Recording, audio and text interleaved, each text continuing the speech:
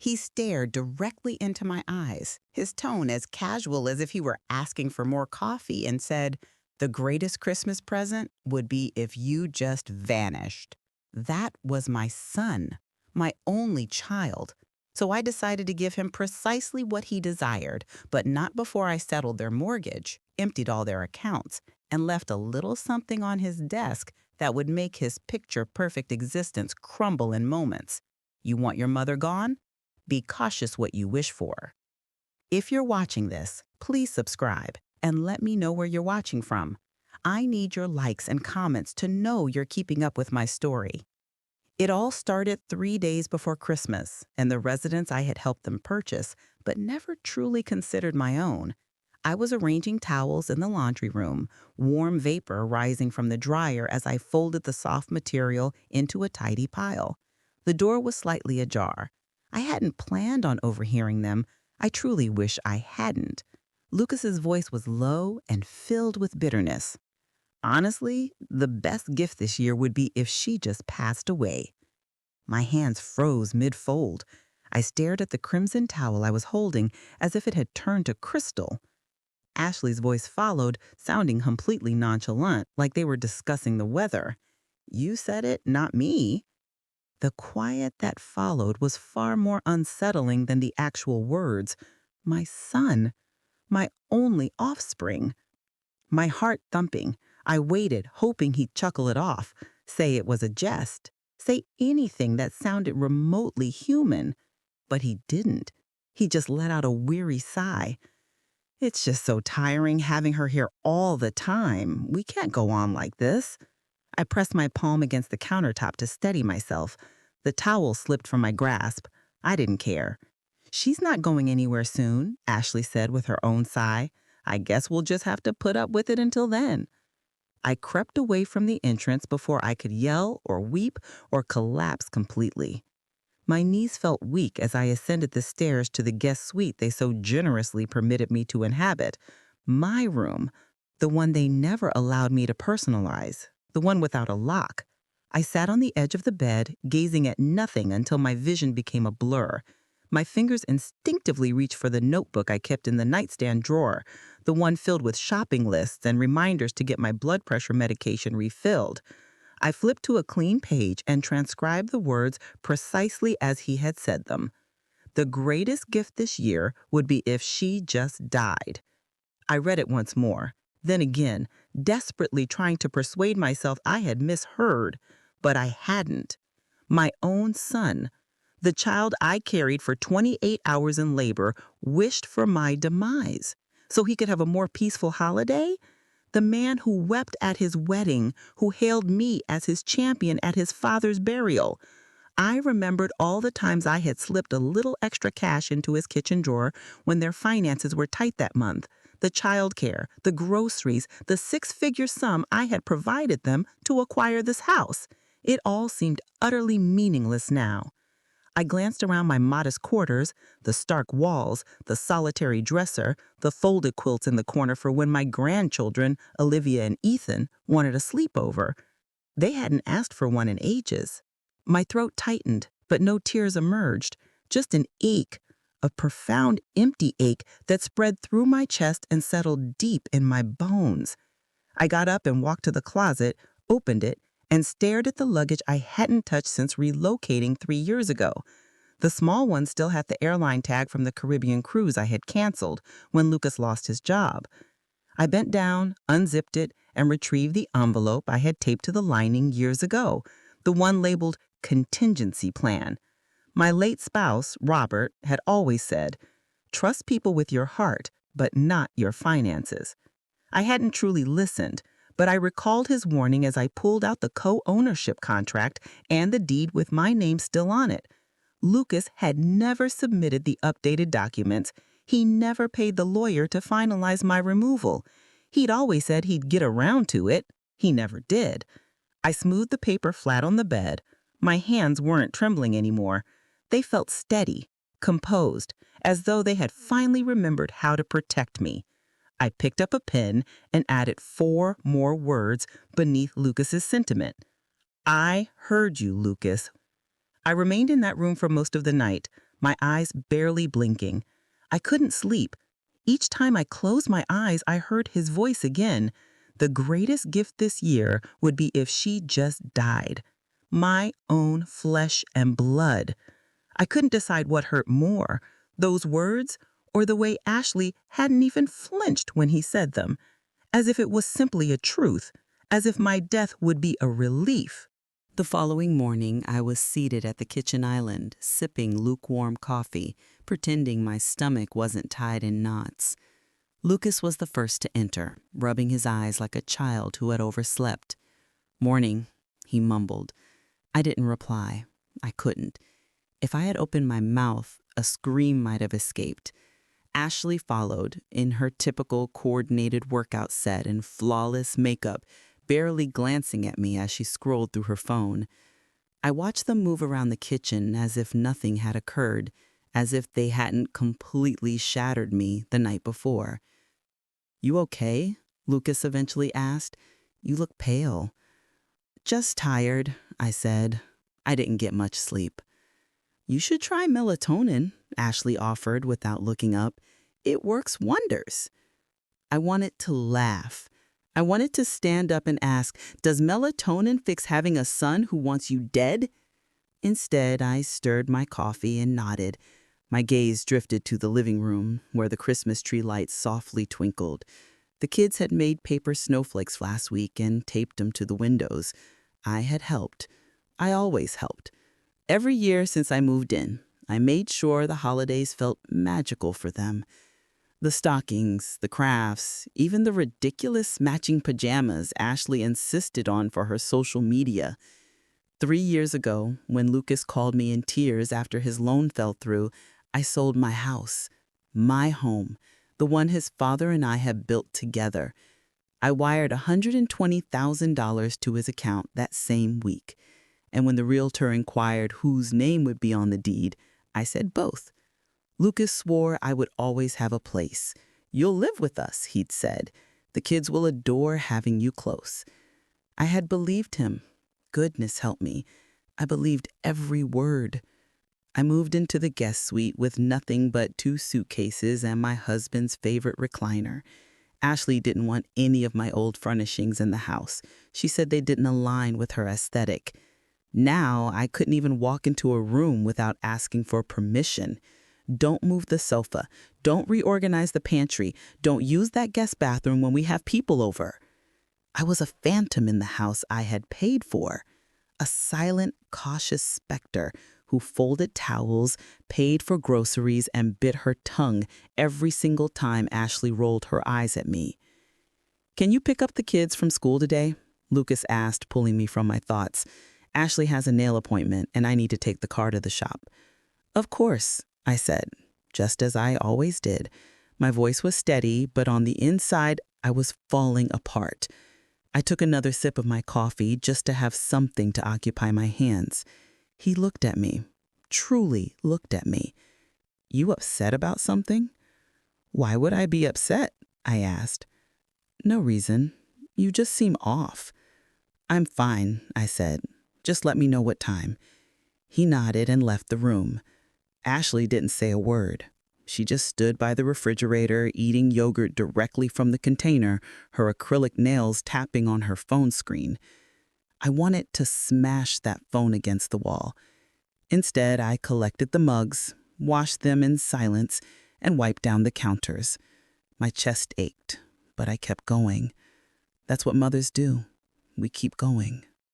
I went back upstairs to the guest room, my room, and opened the drawer with the papers I hadn't looked at in years. The deed, the co-ownership agreement, the notarized letter from the attorney. They had never submitted the documents to remove my name. They had said it wasn't necessary, that we were a family. I stared at my signature, so neat, so full of trust. My reflection in the window looked older than I remembered, so weary. I touched the edge of the paper and whispered, "Maybe it's time I remembered whose name is still on this house." I sat on the edge of the bed for a long time, just clutching that deed like it was the last proof that I hadn't imagined all the years I'd given, all the sacrifices I'd made. My fingers moved without a conscious thought as I reached into the drawer where I kept Old Nail, the kind no one ever bothers to open unless something has gone wrong. The top envelope had the mortgage company's logo on it. I tore it open slowly, not because I was anxious, but because deep down I already knew it wouldn't be good. Past due. I read the words twice. Then again, just to be sure. They were 3 months behind on payments. I stood up quickly, as if my body couldn't stay seated with that kind of betrayal. I walked over to the small desk in the corner of my room and opened my laptop. I hadn't checked the bank account in a while, the one I had set up when I first moved in, just in case they needed a hand. I stopped keeping track after the second year because Lucas always acted like my money was just there if needed. Apparently, it had been needed quite often. Thousands were gone. Small, quiet withdrawals Lucas had made without ever asking. The joint account I had opened to help with emergencies had become his personal ATM. I leaned back in the chair and stared at the numbers, a sick feeling twisting in my stomach. Groceries, utilities, random charges from home improvement stores. I wasn't just living with them. I was financing them. Every time I thought I was helping, I was actually just cleaning up their mess in silence. I heard the front door open downstairs. Ashley's voice floated up, too loud and too cheerful for someone who couldn't pay their mortgage. "The shoes came, finally!" Lucas laughed. "Don't tell my mom. She'll freak." "She's not even up here," Ashley said. "She's always in her little cave." My hands clenched into fists. I walked to the stairwell and stood where they couldn't see me. "That emergency account is empty, completely drained. I checked this morning." "What about her other one?" Ashley asked. "The one you said she used to buy Christmas gifts." "She barely uses it. She's old school, still writes checks for everything." "Maybe she won't even notice if you pull a little. We're only talking a few hundred." "That's not the point," he snapped. "I'm not robbing my mother." I waited for him to follow that up with something that sounded like remorse. He didn't. He just added, "I'll figure something out." I backed away before they saw me. I sat back down at the desk, my heart thumping so hard it was difficult to breathe. I clicked into the other account, the one I hadn't touched since Robert passed away. My small safety net, just over $18,000, was still there, untouched, hidden from them, because for once I'd listened to my gut instead of my heart. I closed the laptop and stood, pacing the room, whispering to myself, "You're not crazy, you're not overreacting, they've been draining you dry." My head was buzzing with questions I didn't want the answers to. How many times had I rescued them without even knowing it? How many groceries were purchased with my card? How many bills were paid just this once with money I wasn't supposed to touch? I thought that was the worst of it, but then I heard my son's voice behind me. "Hey, Mom, you got a minute?" I turned slowly. He stood in the doorway, all fake smiles and easy charm. "Sure," I said, keeping my voice even. "What's going on?" "Ashley and I were thinking maybe after the holidays we could talk about rearranging some of the finances just to make things smoother." "Smoother for who?" "For all of us. I mean, you've got money sitting in that emergency account. Maybe we should consolidate, put everything under one umbrella so nothing falls through the cracks and you can manage it." "Well, yeah, I mean, I already handle most of the bills. It just makes sense." I let the silence hang there long enough for him to shift uncomfortably. "I'll think about it," I said. "But that money is still mine." "Of course, I just meant—" "No, you meant what you said, and I heard you, all of it." He blinked. "What?" "Nothing," I said quietly. "I just need some air." I walked past him down the stairs and out the front door before I lost my composure. The cold air hit me hard, but I didn't care. I walked around the block trying to calm the storm building in my chest. Every step felt like a countdown. I wasn't the one falling apart anymore, they were, and they had no idea how close I was to walking away and taking everything with me. I walked until my legs were burning. When I came back, no one asked where I had gone. Lucas was on the couch watching a football game. Ashley was in the kitchen lighting one of those overpriced candles she loves to post online. I went straight to my room, locked the door, and pulled out the envelope I had taped under the bottom drawer 3 years ago. Robert's handwriting was still on the label. Contingency plan. My heart ached just seeing it. He had always said to hope for the best, but prepare for the worst. I hadn't thought I would ever need this. I opened it slowly as if it might explode. Inside was everything. Copies of the co-ownership deed, letters from the lawyer, a list of the account numbers he had made me keep separate. He'd insisted we protect ourselves, even from family, he'd warned, especially from family. I hated him for being right. I called Sophia, the attorney Robert and I had trusted for decades. She picked up on the third ring. "Eleanor, is everything okay?" I need to know if the paperwork we filed on the house is still valid. The one with my name on the deed? She paused. Of course it is. You never signed the removal. Lucas never filed it, so you still legally own 40%. Yes, why? I sank into the chair and whispered, because they want me dead. And they don't even hide it anymore. Her voice dropped. Tell me what happened. I told her everything. The conversation I overheard, the drained accounts, the past due mortgage, and now they want control over my last savings account. They're not even pretending to care anymore. Eleanor, we can act. You have leverage here. You're not trapped. I don't want revenge. I want out, but I want out on my terms.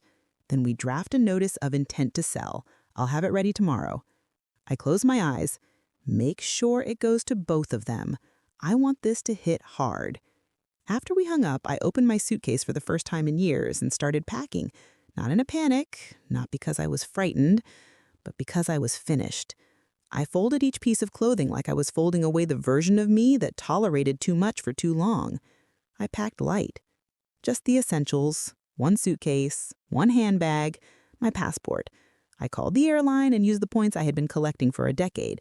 The woman on the other end sounded cheerful when she said, "And where will you be flying, Miss Thompson?" "Paris." My voice didn't shake. "One way." As I zipped the suitcase, Lucas knocked. "Mom, you got a second?" I kept packing. "Sure." He stepped in, saw the suitcase, and frowned. "Going somewhere?" "Thinking about it." "Is this about earlier? Look, I was just frustrated. Things are tight right now." "I know they are," I said without looking at him. "That's why I'm leaving." "You don't have to do that." "No." I turned and met his eyes. "I really do." "Is this about the money?" "Mom, we'll figure it out. You don't need to stress." Why did you empty the joint account?" "It was an emergency." "Which one? The mortgage, the credit cards, or Ashley's new shoes?" "Don't do this," he said, his voice getting sharper. "We're family." "You stopped treating me like family the day you said my death would be a gift?" His face went pale. "You heard that?" "Every word." I walked past him and opened the top drawer, pulled out the legal envelope, and handed it to him. "What's this?" "My answer." I watched his hands tremble as he opened it. "You're forcing a sale unless you can buy me out. Your choice." "You can't be serious, Eleanor." "I'm flying to Paris in 2 days. Believe me, I've never been more serious." He stared at the paper. "We don't have that kind of money." "Then you better find it because contingency plan is already in motion." I woke up the next morning to the sound of Ashley screaming. At first, I thought something had happened to the children, but then I heard Lucas's voice from downstairs. "I don't know. Okay, I paid it." "Well, I thought I did." I walked to the top of the stairs and saw them both standing in the kitchen, their faces red and frantic. The Christmas tree in the living room was dark. No lights, no music, no fake fire crackling on the television. It was December 24th, and the electricity had been turned off. "This can't be happening," Ashley shrieked, slamming the refrigerator door. "We have visitors coming tomorrow. My mother is flying in from Chicago." "We'll sort it out," Lucas said. "Just calm down." "Calm down?" Her voice broke. "Did you forget to pay the power bill?" "No, I thought, Mom." He stopped himself. "You thought what?" I said, walking down the stairs slowly. Lucas looked at me like a cornered animal. "You thought I'd pay it?" I didn't raise my voice. I didn't have to. "I mean, haven't you been?" "No, Lucas, not anymore." He rubbed his forehead. "You're really doing this now? You told me to disappear. This is me, disappearing quietly, responsibly, just out of the way like you wanted." Ashley stared at me. "You can't just cancel payments without telling anyone." "You mean like you canceled my presence in this house months ago?" I walked over to the kitchen, opened a cabinet, and pulled down a wrapped tin of cookies I had baked for the girls. I placed the tin on the counter and turned back toward the stairs. "What are we supposed to tell the kids?" Lucas called after me. "They'll wake up tomorrow to a frigid house with no lights."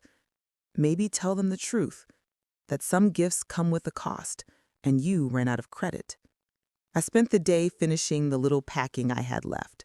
I folded sweaters, 2 scarves, 1 good coat. My passport was already tucked into the front pocket of my carry-on bag.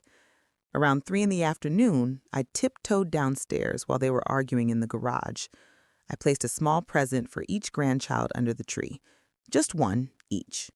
No ribbons, no sparkly bags, just simple brown paper with their names written in thick marker. Inside each box was a letter from me. Not a goodbye, just loving memories and a reminder that none of this was their fault. I went back upstairs and sat on the bed with the suitcase beside me. For the first time in weeks, I smiled. But deep down, something felt off. My phone buzzed just before dinner. Sophia had emailed the official notice to Lucas's and Ashley's personal inboxes. Subject line, Notice of Intent to Sell, Eleanor Thompson. But timing was perfect. The lights never came back on. Around 7, Ashley stormed into the kitchen, grabbed her car keys, and left without a word. Lucas followed her outside, yelling. I didn't go down. I stayed in my room, listening to them unravel, piece by piece. At 4 a.m., I rolled my suitcase quietly through the hallway and down the stairs. The house was dark and cold, and no one was awake. I stood in the entryway for a moment, my hand on the door handle, my heart pounding but steady. I opened the door slowly and stepped outside. A thin layer of snow had started to fall, dusting the front steps. I pulled the door shut behind me, walked to the edge of the driveway where the airport shuttle was already waiting. As I climbed in and closed the door, I looked back once. The tree in the window was still dark, not a single light twinkling. That was their Christmas, and I hadn't even given them my real gift yet. I landed in Paris just past noon and didn't shed a single tear on the flight. Not when the plane took off, not when the captain welcomed us to Charles de Gaulle, and not when the man beside me asked if I was meeting family. No, I had said, pressing my lips into a smile. I left them behind. I wheeled my suitcase through the airport with steady hands and a quiet mind. The taxi ride to the apartment was long, but I didn't care. I watched the city blur past, bright holiday banners fluttering across the buildings, people rushing in coats, lovers holding hands. No one knew who I was. And for the first time in a long time, that didn't frighten me. It brought me comfort. I met with Lucille, a friend of Robert's from his university days. She handed me the keys to her place and said, "Stay as long as you like." I thanked her and meant it. I unpacked just enough, 2 drawers, 1 small closet. I made a cup of tea, opened the window, and just sat. That night I walked along the river with my coat zipped up to my chin. The air was crisp, but it made me feel alive. I wasn't a ghost in anyone's house anymore. I wasn't invisible. I was here. I had barely closed the door behind me when my phone buzzed. Lucas, then Ashley, then again, missed calls, messages. I didn't open them. I didn't have to. I already knew what they were saying. The next morning, I opened my email and saw the one from Sophia. Subject line, "You might want to read this." She had forwarded the thread from the mortgage company. Lucas had called in a panic. The mortgage was in danger. They were in default. Eleanor Thompson is not responding. She must be traveling. She is not part of the household anymore. Sophia had responded simply, "Miss Thompson remains a co-owner, and she is within her rights to act accordingly." I read it twice, then sent Sophia a message. "Please handle everything through legal channels. I'm unavailable for direct contact." I had been watching the Eiffel Tower sparkle from the living room window when my phone rang again. This time it wasn't Lucas. It was the mortgage lender. I let it ring twice before answering. "Is this Miss Eleanor Thompson?" "It is." "We're calling regarding a co-owned property currently in arrears. We've received your legal filing, but we'd like to confirm your intentions moving forward." "My lawyer will handle everything," I said. "Please direct all communication to her. Miss Thompson, are you aware that the other party has expressed difficulty with the current payment obligations?" "Yes," I said. "I'm aware." "And you still wish to proceed with the intent to sell?" I stared out at the street below. "Yes, I do." After I hung up, I turned my phone over and placed it face down on the table. I wasn't running. I wasn't hiding. I was claiming space for the first time in years. I made a list on the back of a grocery receipt. One column was titled, "The Things They Took." The other, "What I Have Left." The first list was long. Time, money, trust, holidays, my voice, my place. The second list was shorter. Dignity, proof, control, a passport, and now, Paris. The next morning, Sophia emailed again. "They're begging to negotiate. Are you ready?" I didn't reply right away. I stood at the window again, my fingers wrapped around my mug, watching the world move forward as if I had never existed in theirs. My son thought he could break me, but what he didn't know, what neither of them knew, was that I wasn't just gone. I was building a life where their access had been revoked, one breath, one page, one email at a time. I waited until the first week of January, not out of kindness, but because I wanted the silence to stretch. I wanted them to sit in it. Cold nights, overdue bills, no idea where I had gone or if I was ever coming back. Then I mailed the letter. Not an email, not a text, not a call. A real letter sealed in a plain white envelope with Lucas's name on the front in my handwriting. I knew he would recognize it. I paid extra for next day delivery. And then I waited. It didn't take long. 2 days later, my phone buzzed with an incoming video call from him. I didn't answer. A minute later, another from Ashley. Then her text, "How dare you?" I smiled and set the phone down on the coffee table. I'd written the letter with care. No rage, no insults, just truth. Hard, uncomfortable truth. I detailed every dollar I'd contributed, every payment I made, every sacrifice they'd forgotten. I wrote about the night I overheard them, the conversation, the silence, the lies. And then I wrote the final paragraph. This house was a gift. So was I. You lost both. You can either refinance the mortgage on your own or sell and downsize. Either way, I'm done covering for people who only see me as a burden. Consider this your final Christmas gift. Lucas called again and again. I finally answered on the third try. "What were you thinking?" he snapped. "You mailed that letter like this. You gave me no choice. You humiliated us." "You humiliated me first, repeatedly." "We didn't mean it." "Yes, you did," I said, my voice steady. "And now you get to live with it." "Do you have any idea what you've done?" "I gave you exactly what you asked for. I disappeared." He paused, and for a second I thought I heard him choke up. "You blindsided us, Mom." "No," I said softly. "You just weren't paying attention." I ended the call before he could respond. I sat back on the couch, took a deep breath, and looked out the window at the narrow Parisian street below. A couple walked by laughing. A man in a scarf carried a baguette under one arm. Life kept moving. I hadn't thought about revenge when I wrote that letter. It wasn't about revenge. It was about reclaiming something that had been chipped away at for years. My worth. That letter wasn't written to hurt. It was written to end the bleeding. To stop pretending that love means letting yourself be drained dry. Later that night, I got one more message from Ashley. Just one sentence. "You've ruined us." I read it twice, then deleted it without replying. Their ruin wasn't my doing. It was their entitlement, their manipulation, their belief that I would keep giving no matter how cruel they became. My only crime was finally saying no. I poured myself a glass of wine, sat by the window, and opened the little notebook I'd started keeping. At the top of the next page, I wrote one word: freedom. And just below that, another. Finally.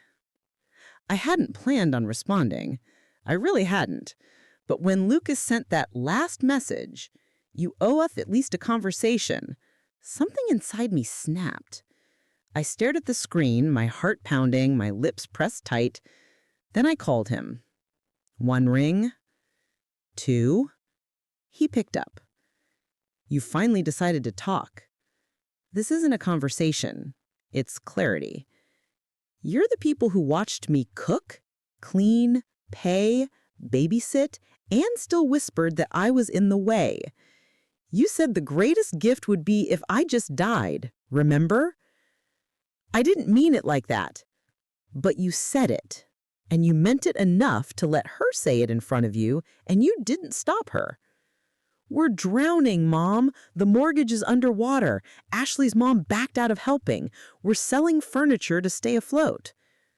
You built a house on a foundation I paid for, and now that I've stepped away, it's collapsing. That's not on me. So what? You just abandoned us?" "No," I said. "I'm holding you accountable. We're not bad people. I'm not saying you're evil. But you were selfish, you were entitled, and you treated me like a live-in ATM with no feelings. That's over. What do you want from us?" "Nothing," I said. "That's the point. You'll hear from Sophia. She's drawing up the documents. The house will be sold. You'll get your share after I take mine back. What's left is yours to rebuild with." "Rebuild with what? There's barely anything left." "Then maybe you'll finally understand what it's like to start over." I hung up. My hands were shaking, but not from fear, from relief. I stood up, walked to the mirror above the fireplace, and looked at myself for a long time. Not to check my hair or makeup, just to see who I was now. Not a ghost, not a doormat, not the woman who quietly disappeared to make others comfortable. I was someone who drew a line and stood behind it. I was someone who stopped bleeding for people who never offered a bandage. That night, I went out for dinner alone, to a little restaurant near the Rue Claire. The waiter asked if I was celebrating something. I almost said no. Then I smiled. Yes, I am. I didn't explain. I didn't owe him that. I didn't owe anyone anything anymore. When I got back to the apartment, I poured a glass of wine and sat down to write in my notebook again. This time, I titled the page, "What I Will Never Do Again." I wrote, "I will never beg to be respected. I will never explain myself to people who only listen to respond. I will never call it love if it leaves me empty." My phone buzzed once more. A photo from Lucas. The Christmas tree half lit, ornaments sparse, kids asleep in the background. No message, no caption, just the image. I stared at it for a few seconds, then turned my phone off and closed the notebook. I wasn't swimming back. That bridge had burned and I didn't miss the smoke. The final papers came through on a Tuesday morning. The apartment was quiet, except for the faint ticking of the kitchen clock. I sat with the documents in front of me, rereading every line. It was official now. The house was sold, the debt settled, the accounts cleared. Lucas and Ashley would receive what was left. It wasn't much, but it was fair. My part had been removed cleanly and legally. I didn't feel triumphant. I didn't feel sad either, just still. I packed the folder, slid it into my carry-on bag, and checked the clock again. I had a train to catch. As I zipped the suitcase, my phone buzzed. It was a voice message from Lucas. I hesitated, then pressed play. "You win." His voice was flat, tired. "We're moving into an apartment near Ashley's mom. The kids don't understand what's happening, neither do I, really, but I guess it's what we deserve. If that's what you needed, you got it." I didn't reply. Not because I didn't care, but because I finally understood something. His pain wasn't mine to manage anymore. I'd spent years absorbing the guilt, the blame, the heaviness of everyone else's chaos. I wasn't doing that anymore. I stood at the window, watching the Paris traffic glide by, then turned, wheeled my suitcase to the door, and locked the apartment behind me. The taxi driver helped me load my bags. "Business or vacation?" he asked. "Closure," I said quietly. He nodded, like he understood. Maybe he did. At the station, I found my seat, sat back, and watched the city blur past. I thought about the woman I used to be, the one who kept the peace, the one who swallowed her voice to keep the family together. That woman was gone. She didn't just leave, she evolved. My thoughts drifted to the children. I missed them. That part still ached, but I'd left each of them something. Letters, photos, memories. One day they'd read those letters. One day they'd understand that love isn't measured in how much someone gives until there's nothing left. It's in the boundaries they draw to survive. I pulled out my notebook one last time. At the top of the last page, I wrote, "I didn't just walk away. I walked toward myself." I stared at those words, then added one more line beneath them. "Let them learn from the echo of my absence." As the train rolled forward, so did I. Not toward revenge, not toward regret, but toward peace. The kind you earn, not the kind you beg for.